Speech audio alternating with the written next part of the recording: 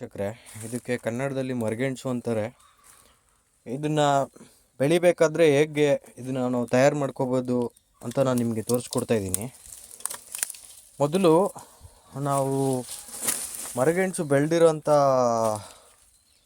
ಕಡ್ಡಿಗಳು, ಅಂದರೆ ಅದು ಗೆಡ್ಡೆ ಆಗಿ ಗೆಡ್ಡೆನ ತೆಗೆದು ಮಿಕ್ಕಿರೋಂಥ ಕಡ್ಡಿಗಳನ್ನ ನಾವು ಈ ಥರ ಕಟ್ ಮಾಡ್ಕೊಂಡು ಬರ್ತೀವಿ. ಇಷ್ಟಿಷ್ಟು ಉದ್ದ ಇರುತ್ತೆ ಕಡ್ಡಿಗಳು. ಇದು ಕಡ್ಡಿಗಳು ಬರುತ್ತೆ. ಇದು ಕೆಳಗಡೆ, ಇದು ಮೇಲ್ಗಡೆ ಬರುತ್ತೆ. ಇದನ್ನು ನಾವು ಯಾವ ಥರ ನೆಡಬೇಕು ಅಂದರೆ ಕಣ್ಗಳಿರುತ್ತೆ ನೋಡಿ ಇಲ್ಲಿ. ಇದು ಕಣ್ಗಳು ಅಂತಾರೆ ಇದನ್ನು, ಕಣ್ಣು ಸ್ಪ್ರಾಟಿಂಗ್ಸ್ ಇದೆಲ್ಲ. ಓಕೆನಾ? ಇದನ್ನು ನಾವು ಮೂರು ಅಟ್ಲೀಸ್ಟ್ ಇದು 2 ಮೇಲಿರಬೇಕು, 1 ಅಥವಾ 2 ಕೆಳಗೆ ಇರಬೇಕು.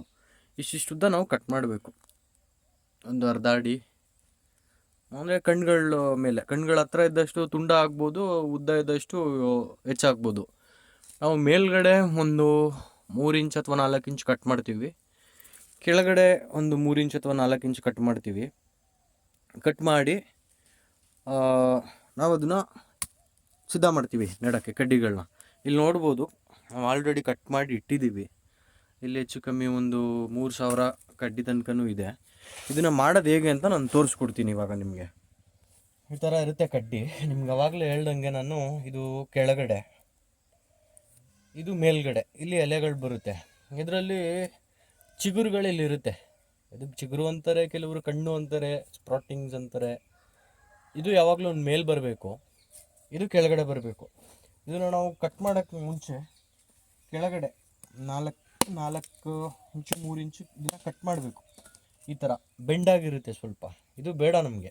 ಇದನ್ನು ಕಟ್ ಮಾಡಿದ್ಮೇಲೆ ಇಲ್ಲಿ ನೀವು ನೋಡ್ಬೋದು, ಇದನ್ನು ಕಟ್ ಮಾಡಿದ್ದೀನಿ. ಇಲ್ಲಿ 1 2 3 4 ಇದೆ. ಈ ಥರ ಒಂದು 3 ಇಂದ 4 ಕಣ್ಣಿರ್ಬೋದು. ಒಂದು ಅರ್ಧ ಅಡಿ ಅಥವಾ ಒಂದು ಗೇಣು, ಇಷ್ಟಕ್ಕೆ ನಾವು ಕಟ್ ಮಾಡಿಕೊಂಡ್ರೆ ಸಾಕು. ಇದನ್ನು ನಾವು ಮರದ ಮೇಲೆ, ಕೊಂಟು ಮೇಲೆ ಇಟ್ಟು ಕಟ್ ಮಾಡೋಕ್ಕಾಗಲ್ಲ. ಸಿಪ್ಪೆಗಳು ಸಿಡಿಬಾರ್ದು. ಆದ್ದರಿಂದ ನಾವೇನು ಮಾಡಬೇಕು, ಈ ಥರ 1 2 3 ಚಿಕ್ಕದಾಗಿ ಒಡೆದು ಈ ಥರ ಒಂದು ಕಡ್ಡಿಗಳನ್ನ ನಾವು ರೆಡಿ ಮಾಡ್ಕೋಬೇಕು.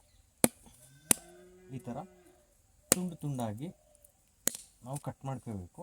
ಇದು ಮೇಲ್ಗಡೆ, ಇಲ್ಲಿ ನೋಡಿ, ಇದೊಂದು ಕಡ್ಡಿ ನಾನು ನಿಮ್ಗೆ ತೋರ್ಸೋಕ್ಕೋಸ್ಕರ ಇದನ್ನು ಮಾಡ್ತಾಯಿದ್ದೀನಿ. ಈ ಥರ ಹಸಿರಾಗಿರಬೇಕು. ಇಲ್ಲಿ ನೋಡಿ, ಇಲ್ಲಿ ಬೆಂಡಾಗಿರುತ್ತೆ.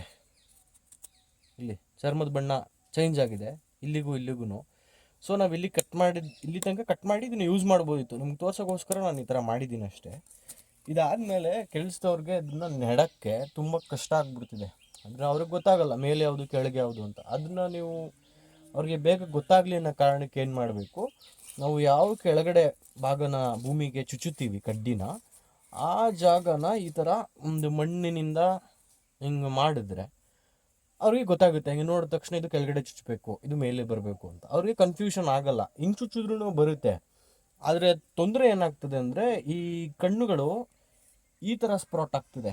ನೀವು ಹಿಂಗೆ ಹಾಕಿದ್ರೆ ಹಿಂಗಿಂದ ಬರ್ತದೆ. ಹಿಂಗಿಂದ ಬಂದಾಗ ಬೆಳವಣಿಗೆ ಕಡಿಮೆ ಆಗ್ತದೆ. ಮತ್ತು ಗಾಳಿ ಬೀಸಿದಾಗ ಅದು ಮುರಿದೋಗೋ ಸಾಧ್ಯತೆ ಜಾಸ್ತಿ ಇರ್ತದೆ. ಅದರಿಂದ ನಾವು ಈ ಕೆಳಭಾಗವನ್ನು ಕೆಳಗಡೆಗೆ ನೆಡಬೇಕು, ಕಣ್ಣುಗಳು ಮೇಲ್ಗಡೆನೇ ಇರಬೇಕು.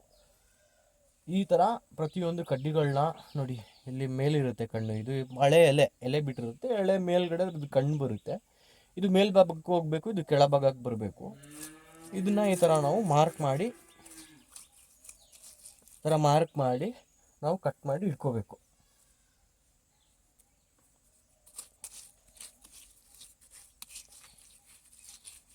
ನೋಡಿ, ಈ ಥರ.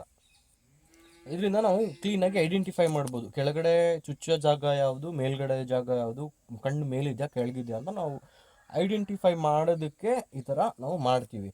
ಈ ಥರ ನಾವು ಕಟ್ ಮಾಡಿ ನಿಮ್ಗೆ ಅವಾಗಲೇ ತೋರಿಸಿದೆ, 3000 ಕಡ್ಡಿನ ನಾವು ಕಟ್ ಮಾಡಿ ಇಟ್ಟಿದ್ದೀವಿ. ಇನ್ನು ಬಾಕಿ ಕಡ್ಡಿಗಳು ಇಲ್ಲಿದೆ.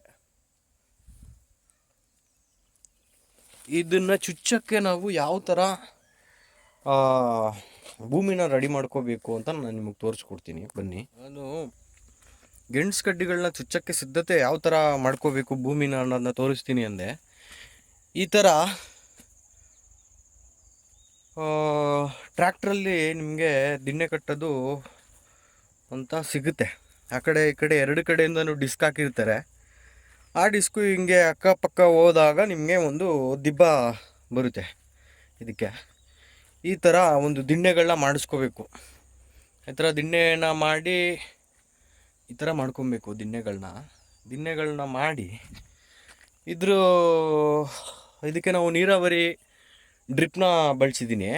ಕೆಲವರು ಮೈಕ್ರೋಜೆಟ್ ಯೂಸ್ ಮಾಡ್ತಾರೆ, ಕೆಲವರು ಜಟ್ಟೆ ಯೂಸ್ ಮಾಡ್ತಾರೆ.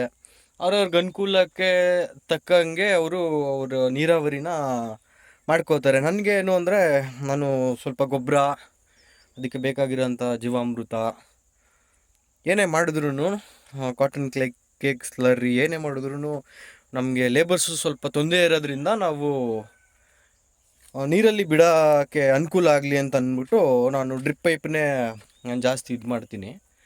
ನಾವು ಈ ಥರ ದಿಣ್ಣೆಗಳನ್ನ ಮಾಡಿಸ್ಕೊಂಡು, ಈ ದಿಣ್ಣೆಯಲ್ಲಿ ಇದ್ರದ್ದು ಸ್ಪೇಸಿಂಗ್ ಹೆಂಗಿರುತ್ತೆ ಅಂದರೆ, ಇಲ್ಲಿಂದ ಇಲ್ಲಿಗೆ ಆಲ್ಮೋಸ್ಟು 4-5 ಅಡಿ, ದಿಣ್ಣೆಯಿಂದ ದಿಣ್ಣೆಗೆ, ಈ ದಿಣ್ಣೆಯಿಂದ ಈ ದಿಣ್ಣೆಗೆ 4 ಅಡಿ ಇರುತ್ತೆ.